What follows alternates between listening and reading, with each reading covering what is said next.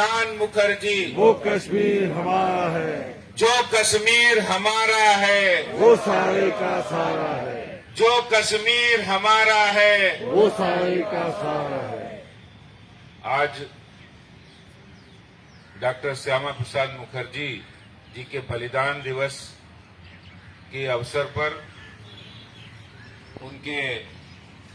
चित्र को, उनकी प्रतिमा को नमन करते हुए इस कार्यक्रम में उपस्थित भारतीय जनता पार्टी के वरिष्ठ नेता और पूर्व अध्यक्ष आदरणीय श्री विजय गोयल जी, नेता प्रतिपक्ष श्री रामवीर सिंह बिधूड़ी जी, हमारे संगठन महामंत्री आदरणीय श्री सिद्धार्थन जी, पूर्व प्रदेश अध्यक्ष और नॉर्थ ईस्ट से सांसद आदरणीय श्री मनोज तिवारी जी, दक्षिणी दिल्ली के सांसद आदरणीय रमेश बिधूड़ी जी और हमारे पूर्व प्रदेश अध्यक्ष और विधायक श्री विजेंद्र गुप्ता जी, इस कार्यक्रम में उपस्थित तीनों निगमों के महापौर मुकेश सूर्यान जी, श्याम सुंदर अग्रवाल जी, राजा इकबाल सिंह जी, विधायकगण, पार्टी के पदाधिकारी और इस कार्यक्रम के संयोजक प्रदेश के उपाध्यक्ष अशोक गोयल जी, सभी कार्यकर्ता साथियों और भाइयों और बहनों, और आज इस कार्यक्रम के माध्यम से सोशल मीडिया से भी जुड़े बहुत सारे कार्यकर्ता हैं। हम सब जानते हैं कि डॉक्टर श्यामा प्रसाद मुखर्जी जी का जो महान व्यक्तित्व देश की आजादी के इतिहास से लेकर देश की आजादी के बाद नवनिर्माण में उनके योगदान को सब लोग जानते हैं और वो भारतीय राजनीति के फलक के एक ऐसे सूरज थे जिनकी रोशनी से, जिनकी ऊर्जा से आज देश का ही नहीं विश्व का सबसे बड़ा संगठन भारतीय जनता पार्टी बना है। हमें ध्यान है जिस समय डॉक्टर श्यामा प्रसाद मुखर्जी जी कलकत्ता यूनिवर्सिटी के वाइस चांसलर बने, 1939 का वक्त था जब भारत की आजादी का आंदोलन उस मोड़ पर था। बहुत सारे षड्यंत्रकारी ताकतें, उसमें ब्रिटिशर्स भी थे,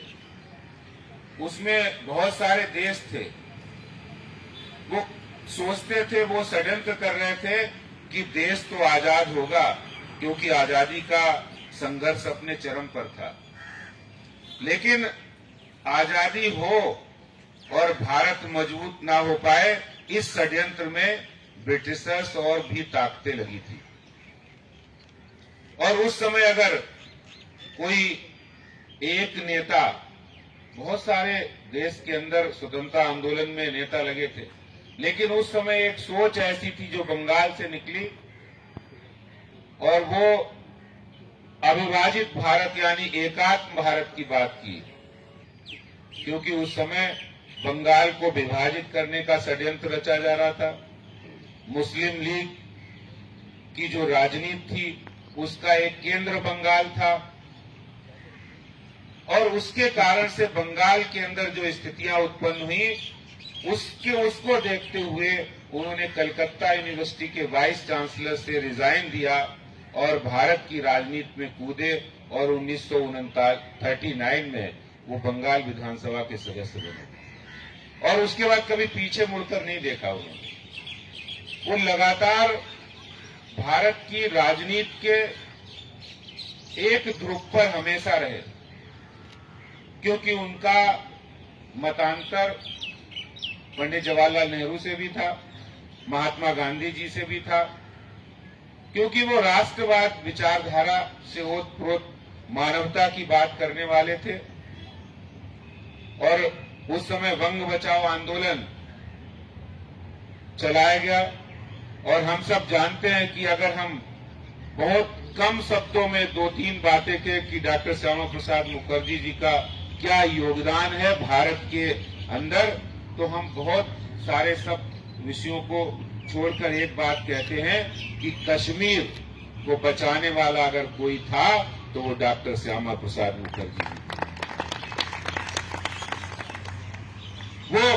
कहानी जो अप्रैल में शुरू हुई थी, अप्रैल जब जनसंघ बना था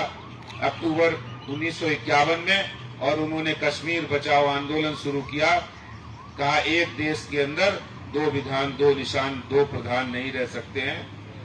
इसका उन्होंने लोकसभा के अंदर भी विरोध किया था और उस समय के तत्कालीन प्रधानमंत्री पंडित जवाहरलाल नेहरू को आगाह किया था कि कश्मीर से धारा 370 तो आपको हटानी पड़ेगी, क्योंकि अगर ये आप नहीं हटाएंगे तो कश्मीर भारत का अंग नहीं बचेगा। वहां धारा 370 के कारण जो भावनाएं उत्पन्न हो रही हैं, जो भारत विरोधी भावनाएं उत्पन्न हो रही हैं, माहौल बन रहा है, उसका अगर कोई जड़ है तो वो कश्मीर में धारा 370 है। ये उस समय कहा था। और उसके बाद जब उन्होंने आंदोलन शुरू किया, आंदोलन शुरू होने के बाद आप हम सबको पता है, क्योंकि हम सब उस पार्टी के कार्यकर्ता हैं जो ये नारा लगाते हुए बड़े हुए कि जहां हुए बलिदान मुखर्जी वो कश्मीर हमारा। तो हमें पता है कि किस तरह से अप्रैल 1952 में उन्होंने आंदोलन शुरू किया और अगस्त के अंदर उन्होंने जम्मू की एक रैली में कहा था कि हम भारत को धारा 370 से, कश्मीर को धारा 370 से मुक्त कराकर रहेंगे और ये संघर्ष हमारा तब तक जारी रहेगा, और अगर इस संघर्ष के लिए हमें अपने जान की भी कुर्बानी देनी पड़े तो भी हम देने के लिए तैयार हैं। ये डॉक्टर मुखर्जी जी ने पहले ही कह दिया था, अगस्त में कहा था, और ईश्वर को शायद मंजूर होगा उनका बलिदान। उस समय जब आंदोलन शुरू हुआ, हम सब जानते हैं कि उस समय जो आज के हमारे अभी पूर्व प्रधानमंत्री स्वर्गीय अटल बिहारी वाजपेयी जी भी उस यात्रा में थे, पंडित टेकचंद शर्मा जी भी उस यात्रा में थे, और तमाम उस समय के जो तत्कालीन नेता थे वो भी जनसंघ के नेता उस यात्रा में थे। उनको जम्मू श्रीनगर कूच करते हुए अप्रैल में गिरफ्तार किया गया और उसके बाद उनको 23 जून आज ही के दिन उनकी रहस्यमयी परिस्थितियों में मृत्यु हुई। 22 जून को समाचार मिला था कि उनकी तबीयत खराब है और 23 जून को मृत्यु हो गई। मैं समझता हूं कि देश की आजादी में जो स्वतंत्रता संग्राम के दौरान जिन नायकों ने, जिन स्वतंत्रता सेनानियों ने अपने को सर्वस्व निछावर किया, उस बलिदान को सार्थक करने का काम डॉक्टर श्यामा प्रसाद मुखर्जी जी ने किया है और उसी बलिदान की परंपरा को, उनके बलिदान को सार्थक करने का काम 5 अगस्त 2019 को हमारे देश के प्रधानमंत्री माननीय नरेंद्र मोदी जी ने और गृह मंत्री अमित शाह जी ने करके दिखाया।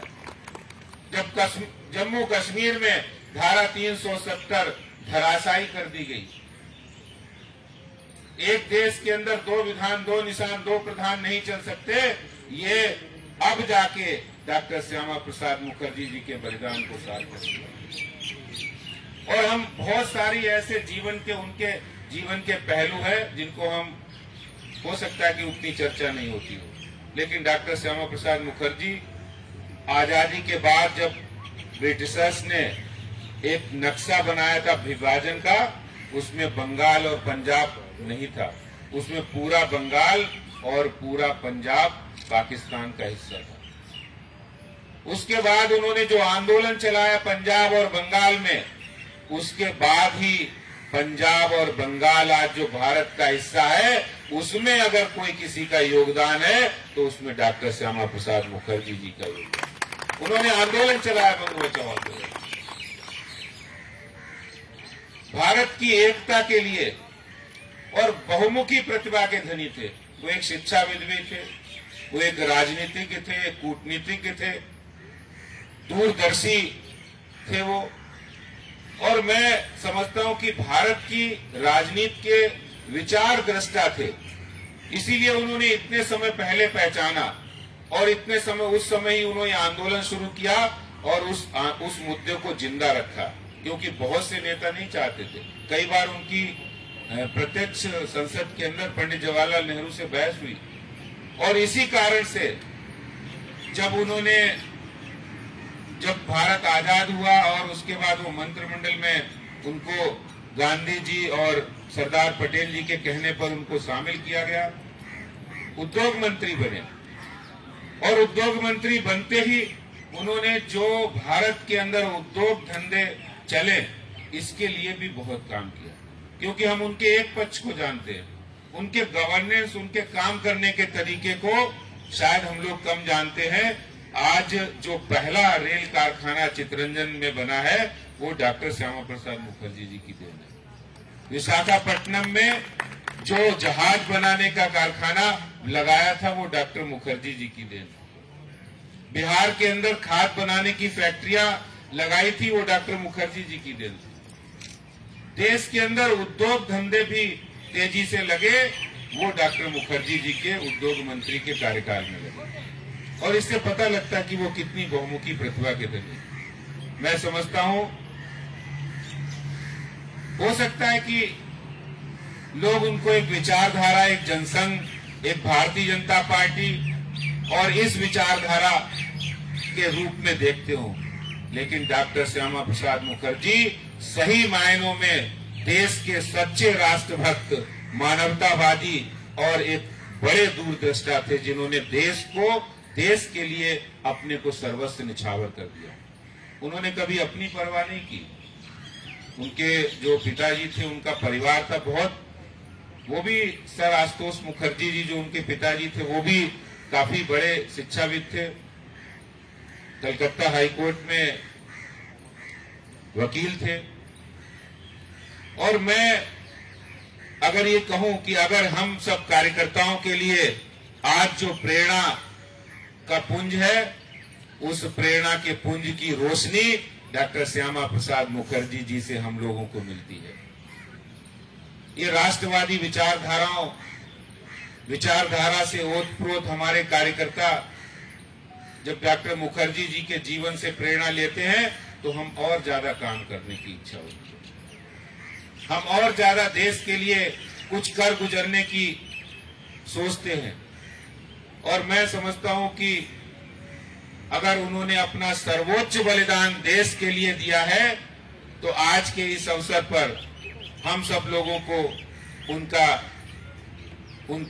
कृतज्ञ होना चाहिए। और वास्तव में आज पूरा देश उनका कृतज्ञ है, उनका एहसानमंद है कि डॉक्टर श्यामा प्रसाद मुखर्जी जी ने जो रास्ता हमें दिखाया था, उस रास्ते में इतनी ऊर्जा है, इतनी सकारात्मकता है कि उस सकारात्मकता और ऊर्जा ने भारतीय जनता पार्टी को विश्व की सबसे बड़ी राजनीतिक दल स्थापित किया है। तो वो ऊर्जा भी हमें उन्हीं से प्राप्त होती है। और एक बात कह के मैं अपनी बात समाप्त करूंगा। जैसे अपने परिवार में पूर्वज होते हैं, हम उनसे प्रेरणा लेते हैं, उसी तरह हमारी पार्टी और देश के एक पूर्वज के रूप में हमारे परिवार के ऐसे पूर्वज जिन्होंने अपनी विचारधारा की रोशनी पूरी दुनिया में और देश में फैलाई है, आज हम उनको सत सत नमन करते हुए, श्रद्धांजलि और श्रद्धा सुमन अर्पित करते हुए डॉक्टर श्यामा प्रसाद मुखर्जी जी के बलिदान को जब तक कहते हैं सूरज चांद रहेगा तब तक डॉक्टर श्यामा प्रसाद मुखर्जी जी का नाम रहेगा। इस भावना के साथ उनको श्रद्धा सुमन अर्पित करते हुए अपने दो शब्दों को विराम देता हूं। बहुत बहुत धन्यवाद। जय हिंद, जय भारत, भारत माता की, भारत माता की। धन्यवाद।